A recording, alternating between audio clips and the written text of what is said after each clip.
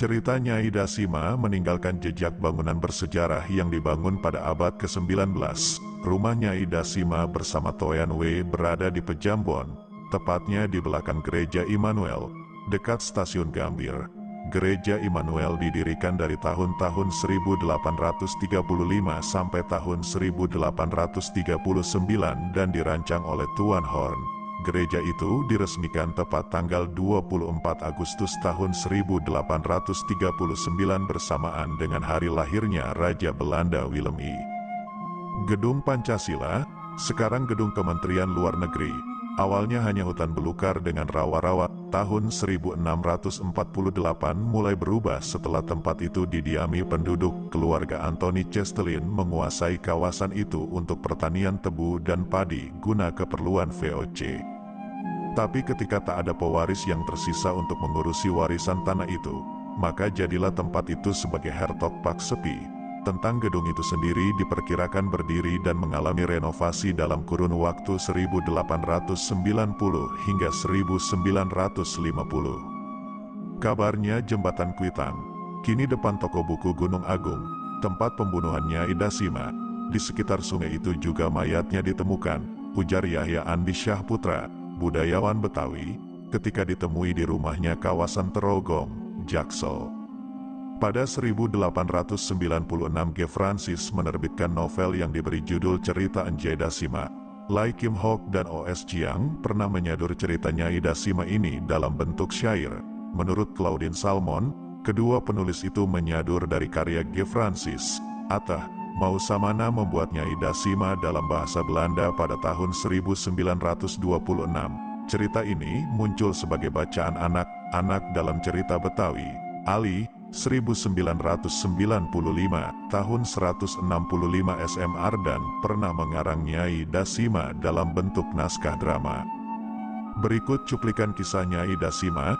Cerita ini diambil dari sebuah buku karangan G. Francis, Gisbert Francis A.Ir, yang terbit pada tahun 1896. Ditulis berdasarkan kisah nyata kehidupan seorang istri simpanan yang bernama Dasima, gadis dusun Kuripan, Bogor. Pada masa lalu, hiduplah seorang perempuan yang dikenal sebagai Nyai Dasima. Wanita ini begitu cantik dan menawan, sehingga menjadi idola pada masanya. Kecantikannya berhasil memikat hati seorang pria bernama Tuan Edward, yang berusaha dengan segala cara untuk mendapatkannya. Nyai Dasima berasal dari dusun Kahuripan, berjarak sekitar 10 km dari kawasan Parung, di wilayah Bogor, Jawa Barat. Nyai Dasima adalah wanita yang tidak ingin hidup dalam kemiskinan.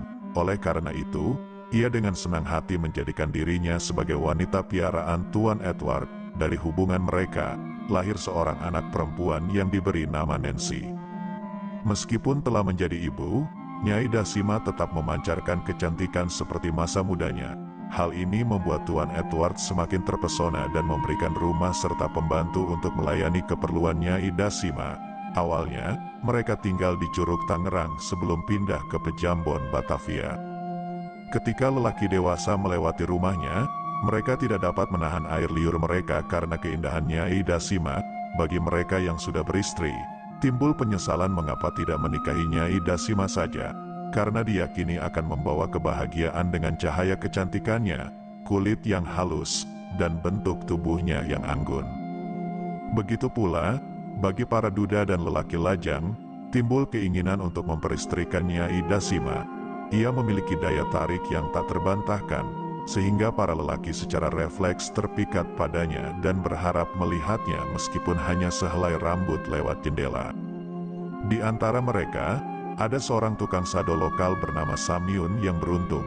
Dia memiliki paman yang merupakan seorang tentara dengan jabatan Komandan Onder Distrik Gambir, sehingga memiliki kesempatan untuk masuk ke rumah Nyai Dasima atas urusan pamannya. Samyun sebenarnya telah beristri, tetapi kehadiran Nyai Dasima membuat hatinya goyah. Istrinya, Hayati, yang dulunya dipuja dan diburu, kini tak lebih baginya dari kendaraan tua rongsokan jika dibandingkan dengan Nyai Dasima yang bagaikan kereta kencana para raja. Samyun menjadi tergila-gila dan merubah pegangan agamanya. menghalalkan segala cara untuk mendapatkan Nyai Dasima yang dianggapnya seperti Cleopatra dalam mitologi Yunani atau Sinta dalam cerita pewayangan. Dengan bantuan Haji Salihun di Pecenongan, Samyun mencari guna-guna agar bisa memenangkan hati Nyai Dasima yang cantik rupawan. Ia bahkan menyusupkan rambut Nyai Dasima untuk dimanfaatkan dalam permainan mistik. Perlahan, Nyai Dasima berubah pandangan pada Samyun dan menganggapnya sebagai pria gagah di Batavia yang tak tertandingi oleh Tuan Edward, yang hanyalah seorang lelaki tua tak berharga di Pasar Senen. Melalui permainan mistik, Samyun akhirnya mendekati Nyai Dasima, dan mereka pergi ke rumah Mak Soleha, ibu Samyun. Nyai Dasima menetap di rumah tersebut, yang terletak di bilangan Kuitang, yang dulunya berawal dari kata Kuitang Kiam, seorang pendekar China terkenal di Batavia pada masa itu. Sebelum melanjutkan rencananya, Samyun bersekongkol dengan Hayati, istrinya. Dengan janji harta, Hayati setuju dengan pernikahan Samyun dan Nyai Dasima, berharap bisa mendapatkan kekayaan dari Nyai Dasima. Persetujuan ini membuat Samyun yakin dalam mendapatkan Nyai Dasima. Meskipun Nyai Dasima adalah perempuan cantik yang menjadi bunga di Pejambon, kehidupan rumah tangga mereka tidak berlangsung mulus. Harta milik Nyai Dasima semakin berkurang dan menjadi beban bagi keluarga Samyun. Mereka kecewa karena Nyai Dasima tidak lagi membawa kekayaan, dan Samyun pun terdorong untuk meminta cerai. Nyai Dasima akhirnya menceraikan Samyun, tetapi karena keadaannya, ia tidak bisa kembali ke Pejambon untuk memohon pengampunan dari Tuan Edward yang telah dipermalukan. Nyai Dasima terjerat dan tetap tinggal di rumah Samyun karena tak memiliki keluarga di Batavia dan tidak memiliki uang untuk pulang ke kampung halamannya. Hayati semakin kesal karena Nyai Dasima menjadi beban bagi keluarganya. Dia mendesak Samyun untuk menyingkirkan Nyai Dasima, namun Samyun bimbang dan berusaha mencari cara untuk melakukannya. Di sisi lain, Samyun masih merasa simpatik pada Nyai Dasima dan menghadapi konflik batin dalam hatinya. Mak Soleha, ibunda Samyun, awalnya marah pada Nyai Dasima, tetapi perasaannya berubah ketika Hayati menuntut untuk memiliki bagian dari harta Nyai Dasima. Mak Soleha berbalik dan meminta Samyun menceraikan Hayati agar dia bisa menikahi Nyai Dasima dengan sepenuhnya. Namun, Samyun merasa terjebak dalam kebingungannya dan tak mampu mengambil keputusan. Hal ini dimanfaatkan oleh Hayati yang terus menuntut bagian dari harta Nyai Dasima. Di saat yang krusial, sebuah tragedi menghampiri Nyai Dasima.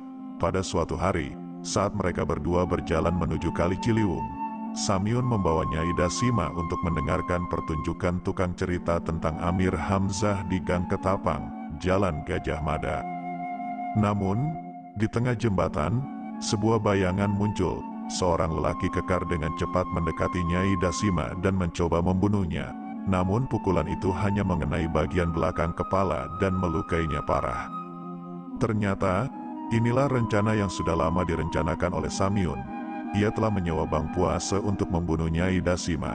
Setelah terluka, Nyai Dasima mencoba meminta pertolongan dari Samyun, tetapi ia hanya berdiri di seberang jembatan tanpa membantunya. Akhirnya, dengan bantuan golok dari Bang Puase, Nyai Dasima tewas dengan tragis dan mayatnya hanyut terbawa arus Kali Ciliwung. Tuan Edward sangat terpukul dengan kejadian ini dan melaporkannya ke polisi. Bang Puase akhirnya tertangkap, dan karena bukti yang cukup, dia dihukum mati dengan digantung. Sementara itu, Samyun berhasil melarikan diri dan tidak pernah kembali ke Kuitang karena takut ditangkap. Dia tetap bersembunyi karena perannya sebagai dalang di balik pembunuhan Nyai Dasima. Selama 200 tahun berlalu, legenda dan mitos Nyai Dasima tetap hidup dan diyakini masyarakat hingga saat ini. Konon, sosoknya masih bergentayangan hingga Gedung Pancasila di Jakarta Pusat. Kisah tragis Nyai Dasima menjadi salah satu legenda misterius dalam sejarah Kuitang.